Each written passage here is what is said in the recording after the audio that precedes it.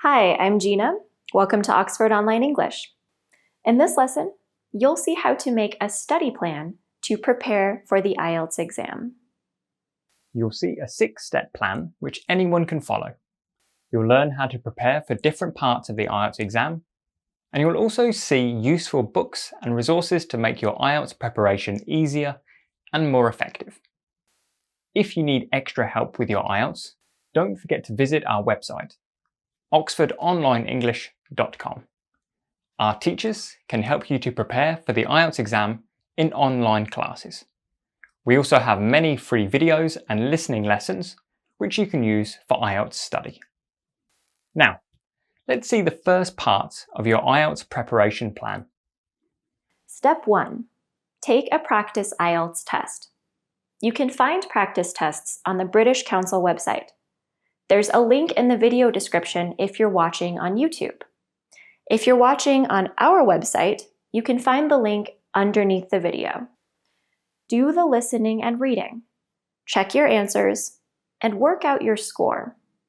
Do the practice test under exam conditions, meaning that you work with a time limit and without a dictionary or any help. For the speaking and writing, it's best to do the practice test with a teacher so that you can get accurate feedback on your level. It's difficult to assess your own speaking and writing. If you can't do this, then do a practice writing exam by yourself. See how it feels. Could you finish everything in the time limit? Did you write enough words? Come back to your answers a few days later. Is it clear? Does it cover all of the necessary information? To do the speaking by yourself, record yourself answering the questions in a practice speaking exam. Remember, you can find all of these materials on the British Council website in the link which is under the video. Record your answers, then listen back. Could you answer the questions fluently? Did you hesitate or pause a lot? Could you give developed, detailed answers to all of the questions? Again, it's difficult to do this alone, but hopefully you'll get some idea of your abilities and weaknesses. You should also read the public IELTS score schemes. You can find all the links in the video description. Read the score scheme for your target IELTS band and read the bands above and below. Think about what it means. What do you need to do? Where are you stronger or weaker? Make a list of your weaknesses in order of importance. This will help you with the next step. Step 2. Set daily time goals. First question, how much time can you spend studying each day? Be realistic. Second question, how are you going to spend that time? Think about the lists you made in step 1. Obviously, you want to spend more time on your biggest weaknesses. If your biggest problem is the writing exam, then you should spend more time there. If you're already above your target band score for reading, then you probably shouldn't spend much time on the reading practice. You'll see more details about how to work on different sections of the exam later. For now, just make a general plan. For example, maybe you have 2 hours a day for study. You might decide to spend 1 hour on the writing exam, 30 minutes on listening, and 30 minutes on speaking. Finally, think about how you can stick to your target. How are you going to stay motivated? You could use a habit tracking app on your phone, or put a calendar on your wall and tick each day you hit your target. You could also give yourself a reward for hitting your target regularly. Think about what will work for you. Step 3. Useful books and resources. We'll remind you once more. Links for everything we mentioned can be found underneath the video. Use official resources if possible. That means resources published by Cambridge or the British Council. There's a lot of free IELTS material available online. Some of it is very good, some of it isn't. If you can't tell the difference, you could create problems for yourself. First, it's useful to have some practice IELTS exams. Cambridge published books of past exams. These include answer keys as well as model answers for some writing questions. Secondly, get some vocabulary building resources. The Cambridge Vocabulary in Use books are effective and easy to use. Cambridge also publish a Collocations in Use series.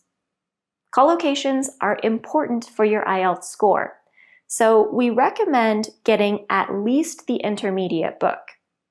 Thirdly, get a grammar reference book.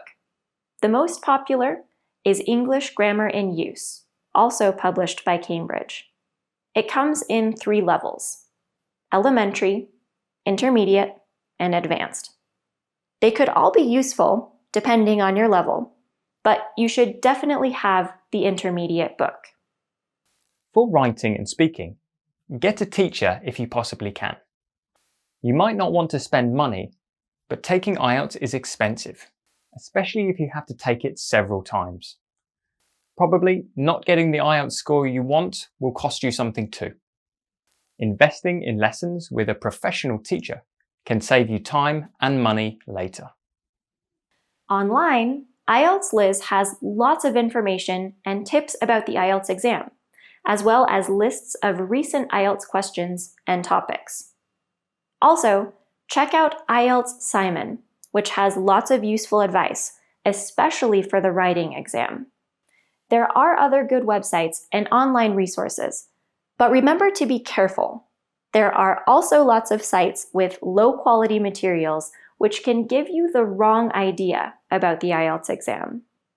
In particular, be careful with sites which provide model writing answers. In many cases, the website doesn't tell you what band score the model answer would get. Some sites include model answers which might score from band 6 to band 8, but they don't indicate which is which. This is dangerous. You might read an answer and think it's a good example, but in a real IELTS exam, it would get band 6. Only look at model writing answers if you know the band score they would get. Now, you have the resources you need. Let's make a detailed study plan for the different exam sections and key skills. Step 4. Reading and listening. Your reading and listening practice should be divided between 3 things. 1. Do practice tests. 2. Do general reading, listening practice. For example, for reading, you could read newspapers, blogs, magazines, novels, and so on. For listening, use TV shows, podcasts, films, or whatever you can find. 3. Learn vocabulary. Don't try to do too much. For each thing you read or listen to, try to learn between 5 and 10 new words or phrases. These 3 things are in priority order. So, if your time is limited, focus on the practice tests. There are other ways to build vocabulary. So if you don't have time for vocabulary building here, don't worry. When preparing for the IELTS, you also need to think about how much time you have before your exam. Reading and listening are slow skills to build. To make a significant difference, you need months of regular work. If you don't have much time, then make reading and listening lower priorities. Do some practice tests, but spend most of your time on other things. If you have an exam in a few weeks, then you can't make big improvements in that time. Step 5. Writing. Once again, we really recommend you find a teacher to help you with your writing exam. Otherwise, it's difficult to get feedback, which is essential to improve. Either way, here's how to practice effectively. There are 4 steps to good writing practice. 1. Do vocabulary pre-work. For example, are you writing a Task 2 essay about the environment? Use your vocabulary books to learn some words, phrases, and collocations. Then, try to use these in your answer. Are you writing a Task 1 academic answer describing a pie chart? Learn some phrases to talk about proportions and percentages, and try to use them in your answer. Don't try too hard to fit all the vocabulary into your writing. For higher IELTS scores, you need to use vocabulary naturally. Accept that you won't be able to use most of the vocabulary you learn in one task. That's fine. If you can use even 1 or 2 new words or collocations, that's useful. With all vocabulary learning, it's better to learn chunks of language. That means try to learn phrases and sentences rather than single words. 2. Write your practice answer. Do it under exam conditions. 3. Get feedback and do supporting grammar work if needed. For example, did you make mistakes with conditional sentences? Or perfect tenses? Or prepositions? Use your grammar reference book and practice topics which you have problems with. Also, think about your use of vocabulary. Did you use the vocabulary you learned before you started writing? Did you make mistakes with it? Were there any places where you couldn't find the word or phrase that you needed? Finally, rewrite your answer and try to improve it.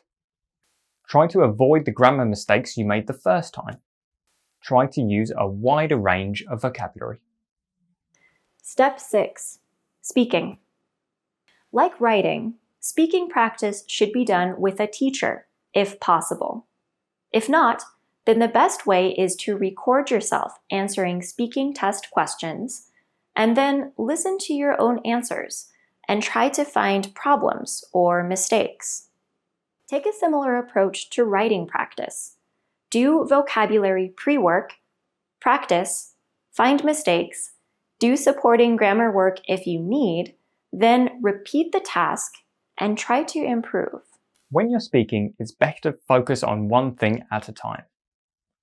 For example, on one day you can focus on fluency. Try to speak without pausing or hesitating.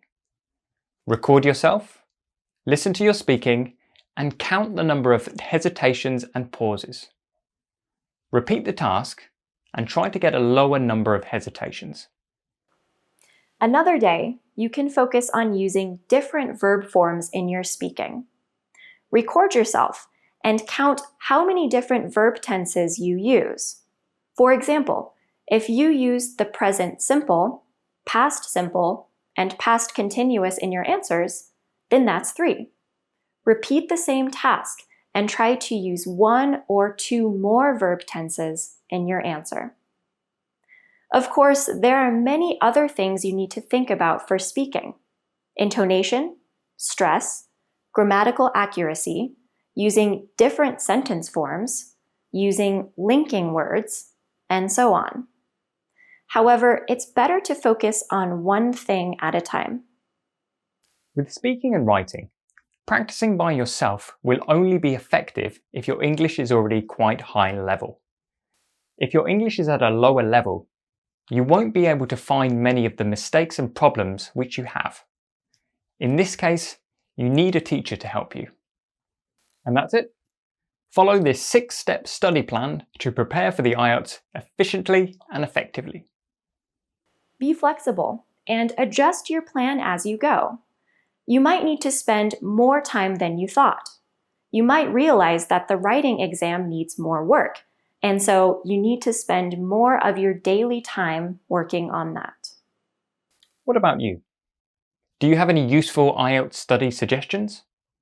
Please share your ideas in the comments and see what other students have to say. Good luck if you have an IELTS exam coming up soon. Thanks for watching. See you next time.